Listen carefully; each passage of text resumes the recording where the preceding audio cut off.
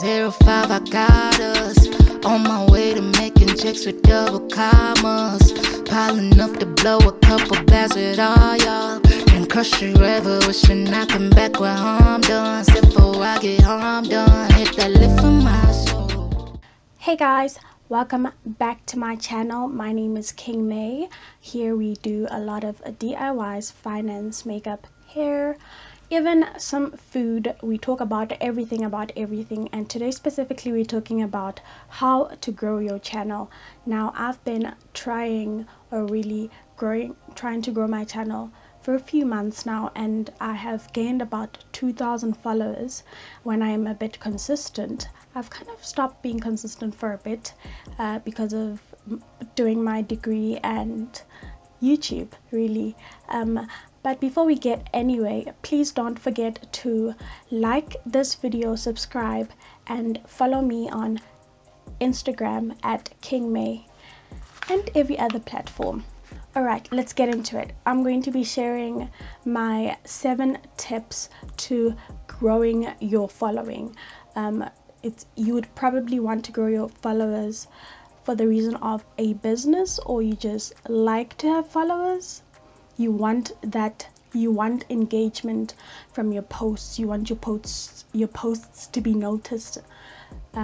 So whichever reason you're here for, I'm going to be giving you my top 7 tips on how to be gaining followers if you're still stuck on that 500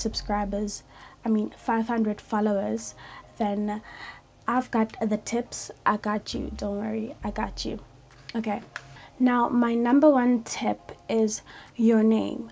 Yes, you have an Instagram handle, but if you look into my Instagram, you will see that there is something underneath my name which is written, what did I write there? Which is written something like food and whatnot. So the importance of this first one is that even though people are not searching your name, but whatever you associate, whatever is associated with you will pop up. So I sometimes post food because I do some cooking sometimes. If someone posts a certain food or whatnot, my profile is going to pop up anyway. So putting various names or whatnot under your actual Instagram handle gives you more reach, meaning more people will see your posts, or rather they will see your account even if they're not searching for your actual name. So if you have 3 different things that are under your Instagram handle, like food, makeup, and clothes, if someone searches clothes, makeup, or food, your account will show up and they might find you. Alright, number 2, one other thing that you need to be doing is using hashtags. Now, if you look at most people who have a very small following, you'll see that not every one of them understand how to use a hashtag, and that's probably one of the reasons why your followers are not increasing, your likes, your communication, your interactions with people are not growing, right? Now, when you are posting a picture, if you go into my Instagram, which you should be following me by now, I think we gave you a bit of time to do that. If you haven't, go do that now. Pause this video and go do that. If you, for example, are selling makeup, right? You want to say hashtag, you're gonna type in makeup, but before you finish typing it, there's gonna be a pop-up of a makeup posts. This means that, for example, if you see underneath that makeup hashtag 5,000, it just means 5,000 other people have used that hashtag. And if anyone searches makeup, the likelihood of it being found is not too high, because if everyone is using that post, it means your post will be at the bottom, so people will not likely find it.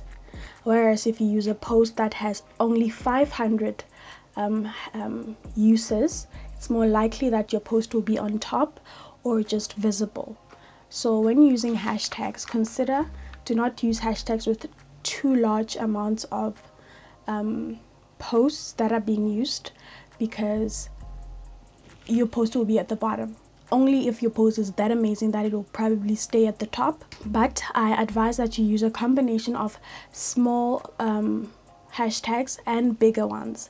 Smaller ones because it means a few certain audience will find it. It's not going to be a huge audience, but at the same time, using the bigger hashtags, it's unlikely that your post will be found because everybody is using it.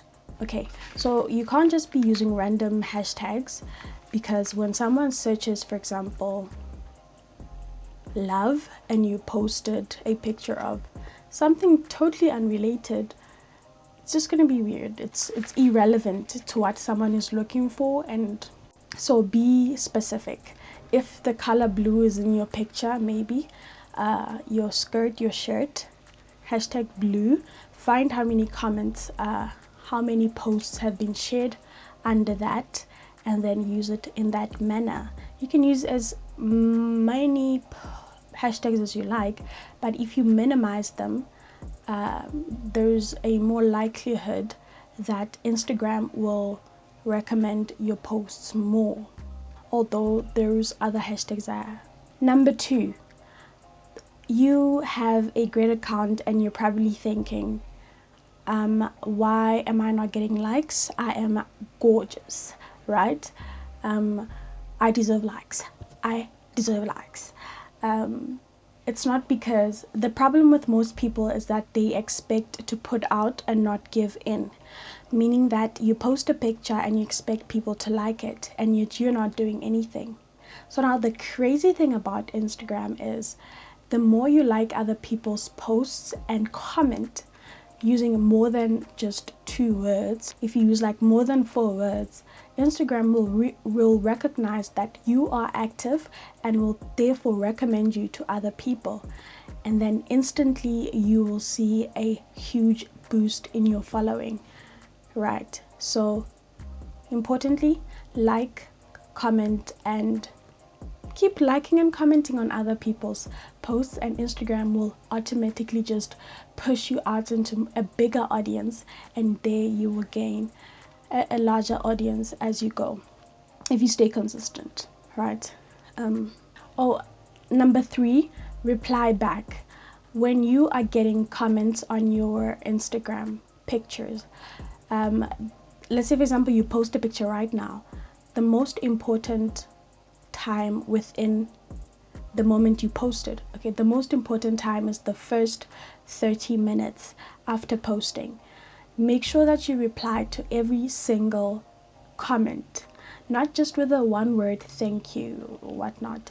The more you do that, the more the Instagram algorithm will realize that, okay, this person's post is worth putting out, and more people will get to see it, and more people will come in, and in that way you'll grow your followers as well. And then the next one, which is super important in my opinion, is creating relationships with your followers. Create a connection with your followers.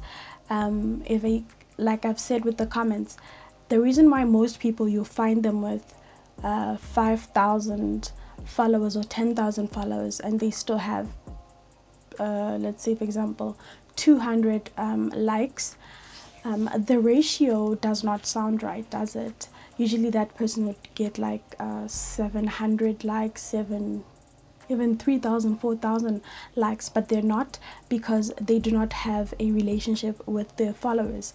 So that goes along with commenting on their posts, commenting on their stories. That is very important. It creates a relationship. And even when you're not actively putting on hashtags and whatnot, because you created a relationship with your followers, you don't have to put in as much work to be recognized or whatnot. Your followers will push you out by supporting your posts because you've created a relationship with them. The next one is avoid big accounts.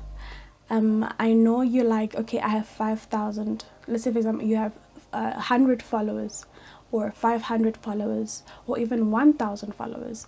you are more likely to follow people who have 7 to 10,000 followers. It's not a good idea because they're not going to notice you. They're not.